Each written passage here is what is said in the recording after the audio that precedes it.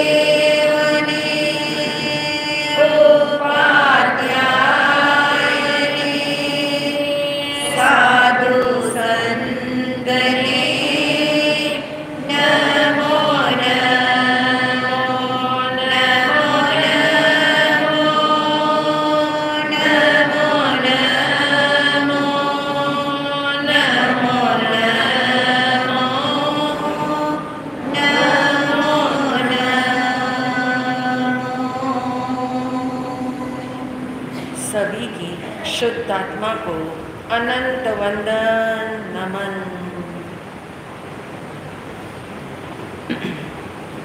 एक जिज्ञासु संत के चरण में अपनी जिज्ञासा व्यक्त कर रहा है और जो भी उसकी जिज्ञासा थी वो अंतर जिज्ञासा थी। उसकी अंतर जिज्ञासा की परख करके संत ने उसे ऐसा समाधान दिया, उसे ऐसा उपाय बता दिया कि तेरी जीवन की और इस जीवन की नहीं, समस्त जीवन को तू जो है वो तू क्या कर सकता है, उसे पार उतार सकता है। ऐसे उन्होंने वचन दिए और वो वचन यदि आज हम सुने, आज हम उसे ग्रहण करें तो मान लेना हमारे जीवन का भी यही उपाय है, हमारी समस्या का भी यही उपाय है, हमारे भी जन्म मरण के महादुख का यही उपाय है। और संत ने कहा, संत ने इतनी अच्छी तरह से उसे समझा दिया और वो वचन थे कि क्या तू करना चाहता है उसकी पहले तू श्रद्धान कर, उसकी तो श्रद्धान कर, यानी जो तू करना चाहता है, जो तू मानना चाहता है उसकी पहले श्रद्धान कर।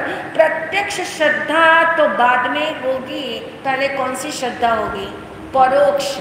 पहले परोक्ष श्रद्धा होगी, यानी तू मान ले अपने अंदर कि तेरे भीतर में ही सुख की खान है। क्या मान ले? ये श्रद्धान कर, ये विश्वास कर, ऐसा तू मान ले कि सुख बाहर नहीं है, सुख कहाँ पे है? अंदर है। सुख तू ही सुख है, ऐसा अंदर में श्रद्धान कर। और श्रद्धान शब्द का हमने एक मीनिंग समझ लिया था, सत्य की धारणा कर। सत्य को, सत्य की धारणा यानी यही सच है, ऐसा ही सच है, यही सच है, इसके अलावा कुछ सच नहीं है। यानी ये समझ में आ जाए कि सुख बाहर नहीं है, सुख भीतर है। और आगे की स्टेप क्या लोगे? हाँ, यानी सुख मेरे भीतर है, ये पहले समझ में आता है। सेकंड स्टेप पे ये समझ में आता है कि सुख मेरे भीतर नहीं, सुख मैं ही सुख हूँ, सुख ही मैं हूँ, मैं ही सुख हूँ। यानी अपने को उसने सुखमय माना, अपने को सुख धाम माना, अपने को अनंत सुख का धाम माना, अपने को अमर्याद सुख का धाम माना।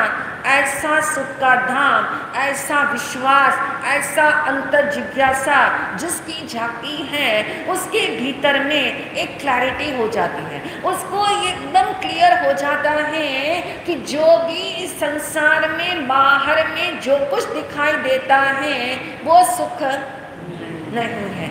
तो प्रश्न है, जो खाना खाने के बाद एक संतुष्टि मिलती है, एक सुख का, एक कहना चाहिए हमें एहसास होता है। कोई भी काम आप करो जो आपको पसंद है, उसके बाद एक सुख का एहसास होता है। वो सुख क्या है फिर? आभास है, टेम्पररी है। अब फिर से एक बात हो जाएगी नीरा जी कि टेम्पररी शब्द बोला तो टेम्पररी सुख है, तो एक बात पक्की समझ लेना, सुख किसका गुण है? आत्मा का। सुख आत्मा का गुण है, सुख आत्मा में ही है, सुख आत्मा का ही होता है, सुख आत्मा को ही होता है। ये अंदर से पक्का हो कि सुख आत्मा में है, सुख आत्मा से है, तो फिर बाहर में जो बिखरा हुआ छोटा छोटा सुख हमें दिखता है, क्षणिक सुख दिखता है, फिर उसको क्या, वो कौन सी चीज है? वो क्या चीज है?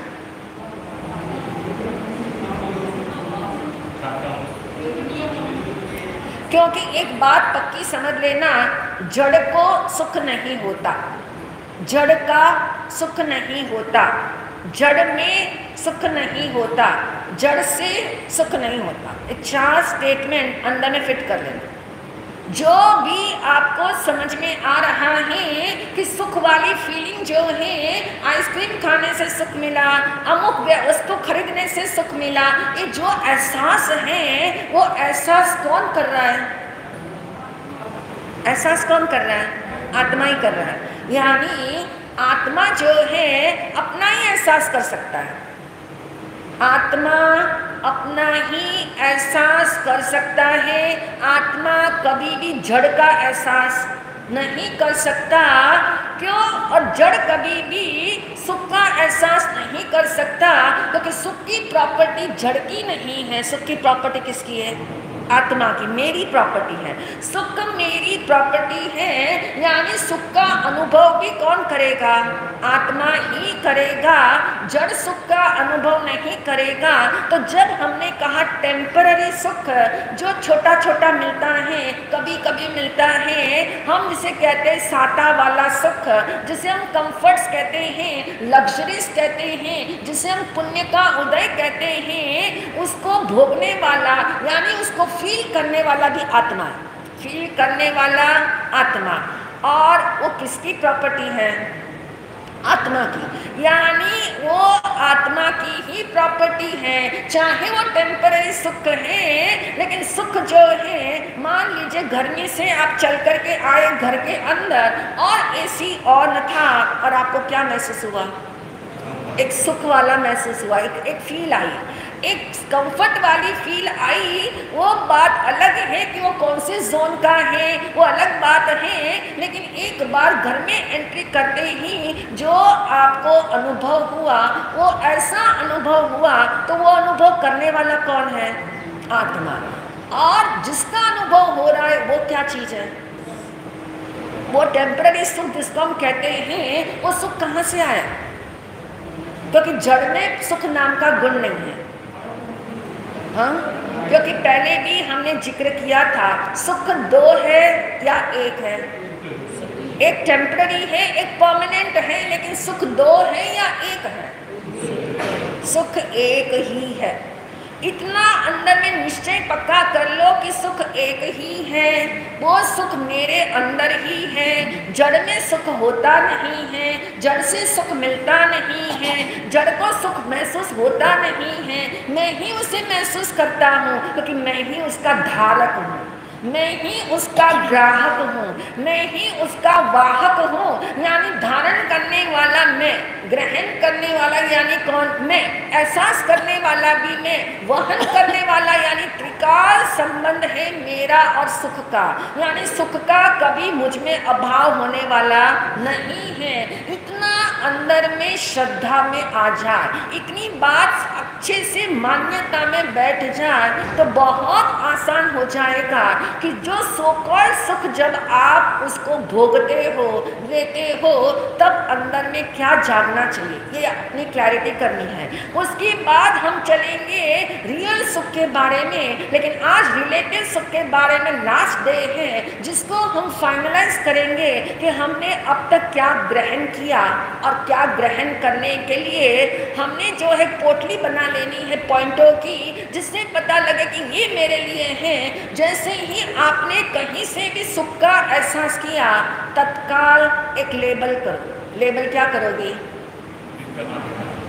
मिथ्या मेरी मिसबिलीफ है, ये मिसबिलीफ है, ये कंफर्ट है, ये सुख नहीं है, ये टेम्पररी है। लेकिन सुख जो है वो मेरी प्रॉपर्टी है, लेकिन वो टेम्पररी सुख है। और आप कहते हो उस सुख जो है टेम्पररी वाला भी दोष वाला सुख है। ये तो माना, हमने समझा भी, दोष वाला सुख है, उसमें दोष है, उसमें पाप भी है। दोष वाला सुख भी है, पाप वाला सुख भी है, वो नाश वाला सुख भी है वो। और वो सुख जो है पराधीन वाला सुख है, स्वाधीन सुख नहीं है। और उससे आगे हम चले तो निरंतर रहने वाला नहीं है। ये 5 बातें हमने कंक्लूड कर ली कि ये जो है, जो हमें टेम्पररी दिखना है, उसमें 5 चीजें हैं। दोष है, पाप है, तीसरा पॉइंट क्या था?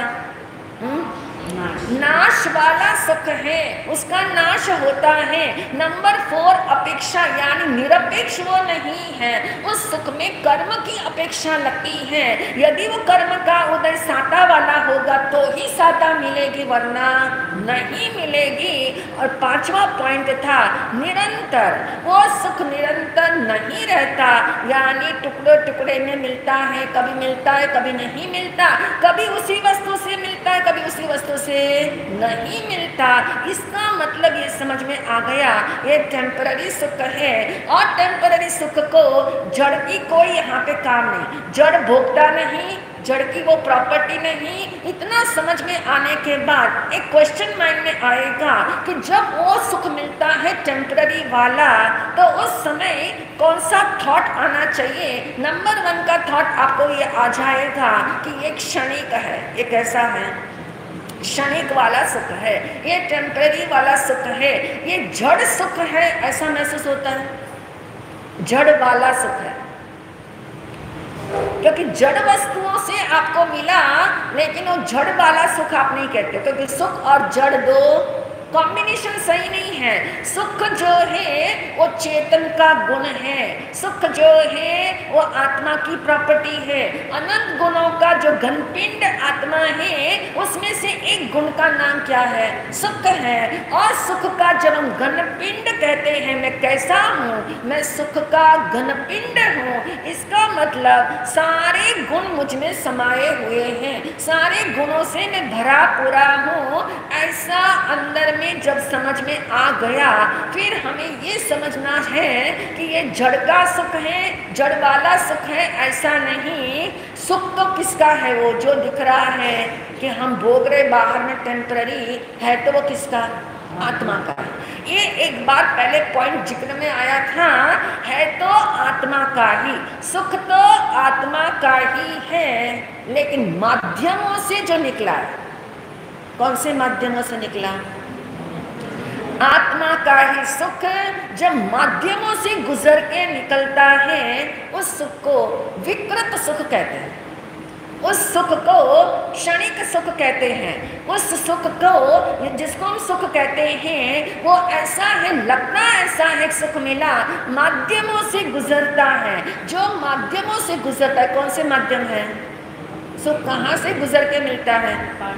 5 इंद्रियों के माध्यम से गुजर करके जो सुख मिले, उसे पास ऑन होकर के मिले।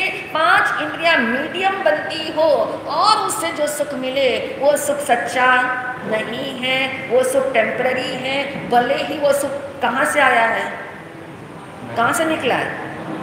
आत्मा से ही निकला है। आत्मा से निकला हुआ सुख भी जब माध्यमों से गुजरता है तो उसको भगवान ने विकृत सुख कह दिया, यानी वो सुख जो है वो मेरा नहीं है, वो सुख मेरे स्वरूप में नहीं है। सुख भले ही मेरा है लेकिन माध्यमों से गुजरने के कारण वो पराधीनता है, और आत्मा तो जो है स्वाधीन है, उसमें कोई पराधीनता का कोई काम नहीं। तो ऐसा अंदर में सेट हो जाए और ये मान्यता में आ जाए कि मेरे जीवन के अंदर तो ये सुख जो मिला हुआ है वो सुख बाहर वाला सुख जो है वो माध्यमों से गुजर के निकलता है, वो विकृत सुख है। और जितने विकृत सुख है उसको एक उपमा के द्वारा समझाया है, और उपमा है क्षितिज।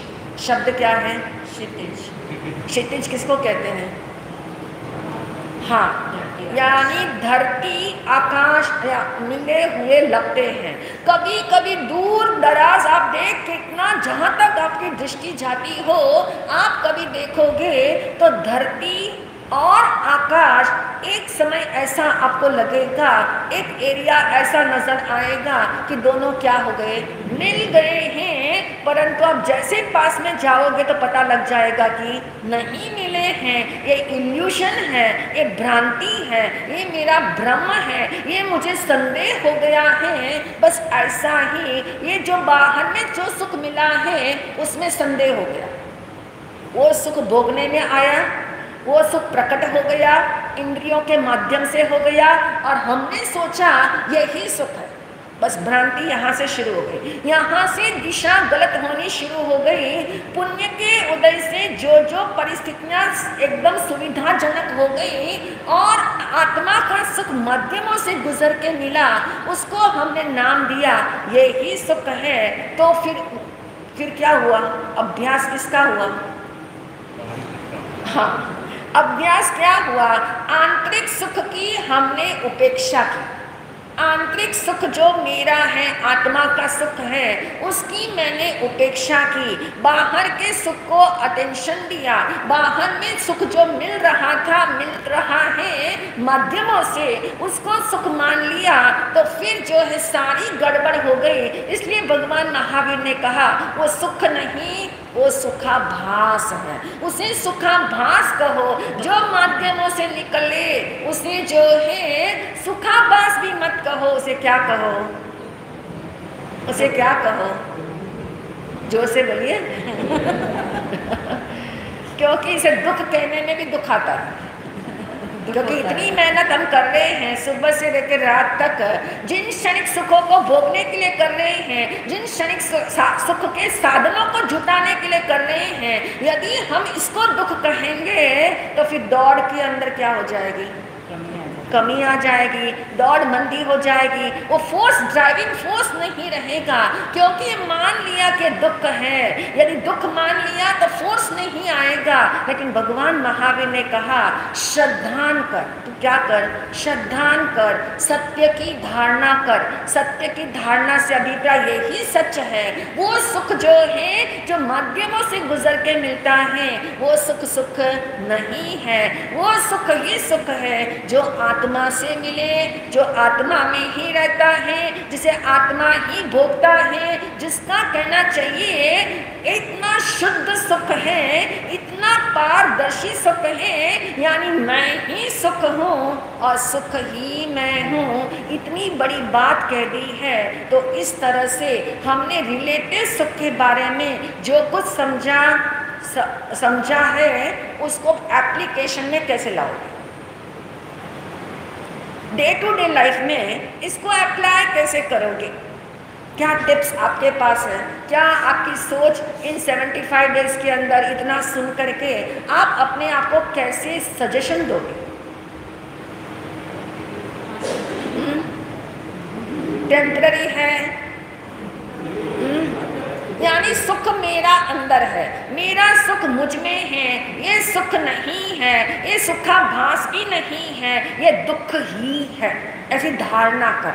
ऐसी धारणा मजबूत करने के लिए जो भी आइटम आप हाथ में उठाते हो, जो भी वस्तुएं आप खाते हो, जो वस्तुएं आप पहनते हो, जिन किसी संबंधों में आप जी रहे हो, उन संबंधों से मुझे सुख मिल रहा है, बस वो टर्म निकाल दो, मुझे इससे सुख मिल रहा है, वो सोचना ही छोड़ दो, क्योंकि सुख जो है कोई दे नहीं सकता, मैं किसी को सुख नहीं दे सकता, कोई मुझे दुख नहीं दे सकता, मैं किसी को दुख नहीं दे सकता, यानी मैं किसी को सुखी दुखी नहीं कर सकता हूँ। अंदर में इतना विश्वास हो तो ये भी मानोगे कि कोई मुझे भी सुखी दुखी नहीं कर सकता। तो जो मेरे आसपास बिखरा हुआ है वो केवल कर्म का उदय है, उस उदय के अंदर एकत्व नहीं करना। अब जो आत्मा का सुख है उस आत्मा के सुख को क्या करना, वो आत्मा का सुख तो अप्रकट है, प्रकट तो है ही नहीं, प्रकट में जो आ रहा है उसको सुख मानना नहीं है, जो प्रकट में हो रहा है उसको सुख नहीं मानना, और अभी प्रकट हुआ नहीं है, इतनी पात्रता मेरी अभी तैयार नहीं है कि जो अंदर में सुख का समुंदर छलक रहा है उसका तनिक सा भी अनुभव आज तक मुझे नहीं हुआ। और वो अनुभव क्यों नहीं हो सका, उसका ये कारण समझ में आ गया, क्योंकि अटेंशन कहाँ जा रहा था, बाहर। रिलेटिव सुख में अटेंशन था, रिलेटिव सुख में अटैचमेंट थी, रिलेटिव सुख के साथ इतना वननेस क्रिएट हुई थी कि फुर्सत ही नहीं थी सोचने के लिए कि वो सुख सुख नहीं है। अंदर में जो सुख है भले ही वो अप्रकट है लेकिन वो शाश्वत सुख है, वही मेरा सुख है, वही सच्चा सुख है। ऐसा अभी समझा नहीं, माना नहीं, और मान लो और समझ लो, उसके बाद उससे क्या करना पड़ेगा, उससे अपनापन करना पड़ेगा। उससे अपनापन का मतलब अटैचमेंट करनी पड़ी, यही है, फाइनल करना पड़ेगा। यही सुख सुख है, शेष सब दुख है, ऐसा अंदर में धारणा में आ जाए तो समझ लेना हमने रियल सुख का एक पॉइंट समझ लिया।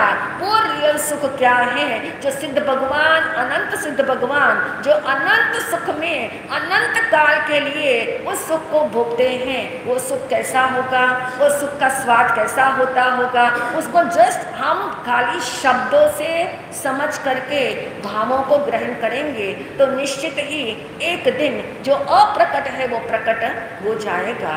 इन्हीं भावों के साथ ओम शांति। मैं हूँ शुद्ध